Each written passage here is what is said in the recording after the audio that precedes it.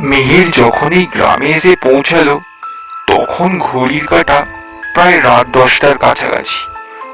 অনেক কম বয়সেই মিহির এই পুলিশের চাকরিটা পেয়েছে।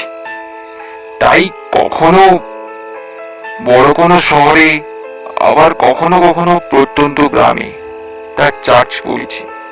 এসে কলিকাতা থেকে তাকে এই পলাশদিঘিতে পাঠানো হলো। গ্রামটা ভারী সুন্দর, তবে রাত নামলেই যেন এক গুমট বেঁধে উঠে গ্রামে। আজ সারাদিনটা বেশ ভালোই ঢকল গেল।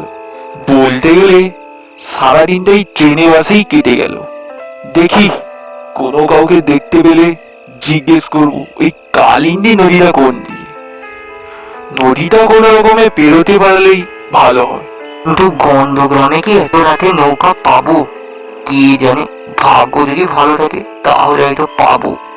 মিহির এসব কথা নিজের মনে বিড়বিড় করতে করতে হেঁটে যাচ্ছিল কাঁচা পাকা রাস্তাটা দিয়ে। চারিদিকে শুধু ঝিঝির ডাক ছাড়া আর কিছুই শোনা যায় না। শুধু মাঝে মধ্যে রক্ত জল করা শিয়ালের ডাক ভেসে আসে দূর থেকে।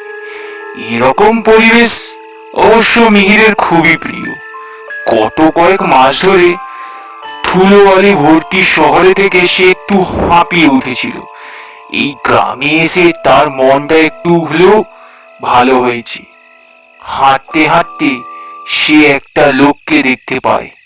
লোকটা একটু রোগাটে গোছের, গায়ের রংটা কালো।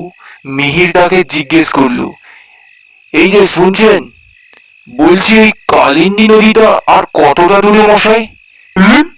কালিন্দী নদী? এই যে এই রাস্তা দিয়ে সোজা হেঁটে যান, এই রাস্তাটা ওই নদীতে গিয়ে শেষ হবে। কিন্তু এত রাতে এত রাতে আপনি কি ওই নদীটা পারাপার করবেন নাকি? আগে হ্যাঁ, একদম ঠিকই বলেছেন মশাই। আমি আসলে এই পলাশদিঘির নতুন ইন্সপেক্টর। কলকাতা থেকে এসে পৌঁছাতে এই একটু রাত হয়ে গেল আর কি। আমাকে আর যেভাবেই হোক ওই নদী পেরিয়ে কোয়ার্টারে গিয়ে পৌঁছতেই হবে। ও আচ্ছা আচ্ছা, আপনি ওই কলিকেতে থেকে আসছেন তাহলে? হ্যাঁ, এমনিতেই বেশ রাত হয়েছে, কাল আবার সকাল সকাল চার্জ নিতে হবে। তাই আজ আমার এই নদীটা পেরোনো খুবই দরকার। আপনি কোনোভাবে কি আমাকে সাহায্য করতে পারবেন? না বাবু না, আপনার যদি অতই দরকার আপনি যান বাবু। তবে তবে আমাকে ক্ষমা করবেন, আমি এতে আপনাকে কোনো সাহায্য করতে পারবো নি। তবে বাবু, একটা কথা, আপনি ওই নদীটা রাতের বেলায় না পেরোলেই ভালো। ও নদী দিনের বেলায় যতই শান্ত সুন্দর দেখায়, রাতের বেলা ততটাই ভয়ানক হয়ে ওঠে। তাই বলছি, ওই রাত বিরেতে ওই নদীর কাছে যাবেননি বাবু, আপনার আপনার বিপদ হতে পারে। মিহির লোকটার কথায় অতটা গুরুত্ব দিল না। গন্তব্যে পৌঁছানোর বিকল্প রাস্তাও আর নেই। আর এমনিতেই সে ভালো করেই জানে গ্রামের লোকেরা কথায় কথায় ভূত প্রেতের গল্প শুরু করে ফেলে। তাই কথাটা এড়িয়ে লোকটাকে সে বলল, এই অল্প বয়সে চাকরি করে অনেক চোর ডাকাত গুন্ডা মস্তানদের সাহায্য করেছি আমি। তাই আমি ওসবে ভয় টয় আর পাই না। যাকে আমি দেখে নেব করা যায়। এখন চলি তবে। এই বলে মিহির গদগদ করে হেঁটে লোকটার সামনে দিয়ে চলে গেল। লোকটা আরো কিছু যেন বলতে যাচ্ছিল তাকে, কিন্তু কথাটা বলার আর সুযোগ পেল না সে।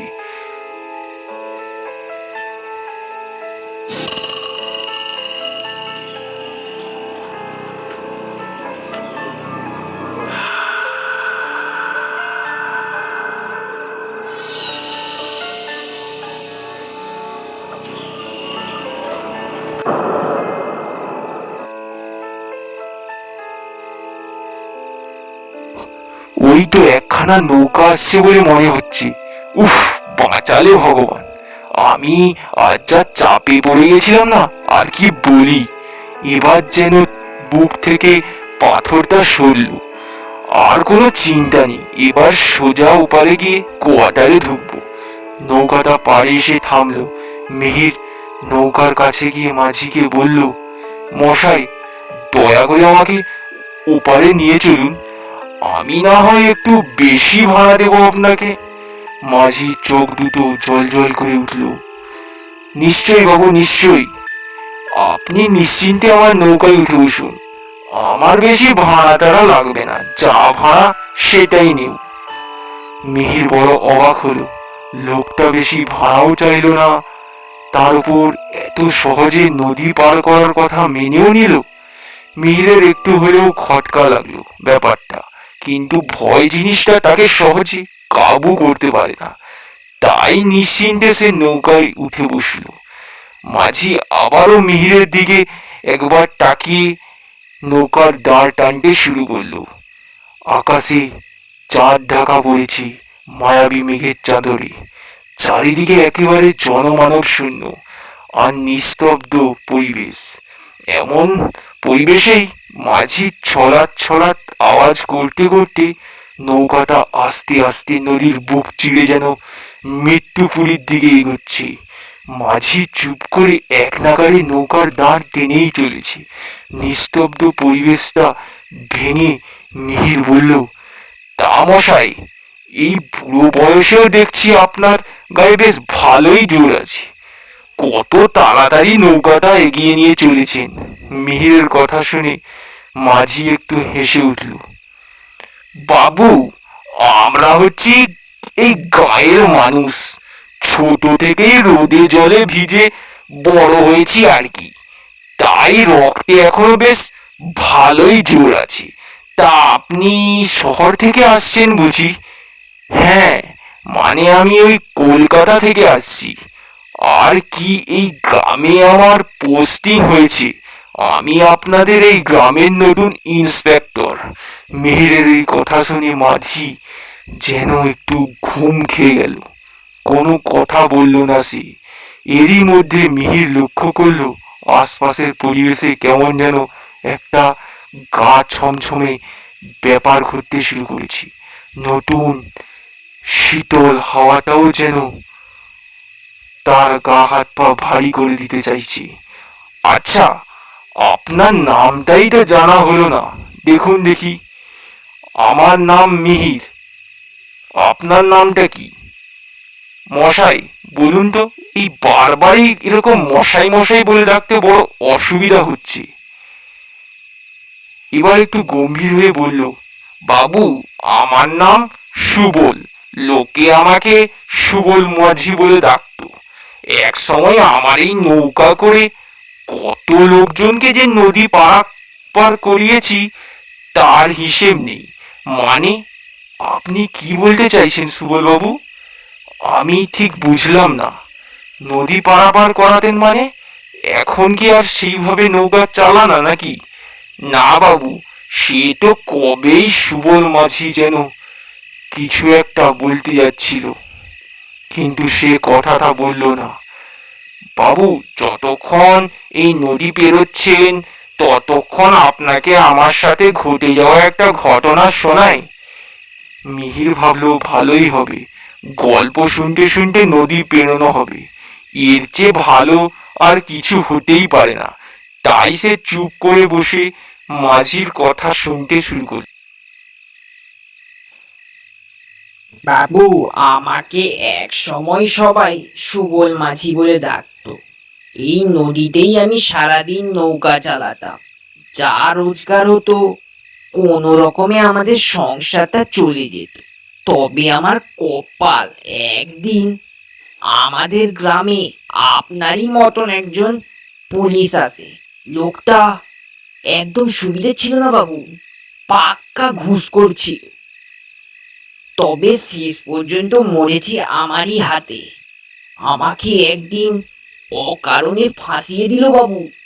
আমার গোটা পরিবারকে জুতোর মালা পরিয়ে গোটা গ্রাম ঘুরালো বাবু। আমি এসব সহ্য করতে পারিনি। শেষে এই নদীতে এসে নিজের প্রাণ দিই। এই কথাটা শুনে মিহিরের খুব অদ্ভুত লাগলো। আর এমনিতেই প্রথম থেকেই মাঝিকে যেন কেমন একটা অদ্ভুত দেখাচ্ছে। অবশেষে নৌকাটা এসে থামলো এক নিঝুম ঝোপঝাড় যুক্ত জায়গায়। মিহিরের খুব অবাক লাগলো, মাঝি এটাকে কোথায় নিয়ে এসেছে। জায়গাটা দেখে তো মনে হচ্ছিল এখানে কেউ আসে না।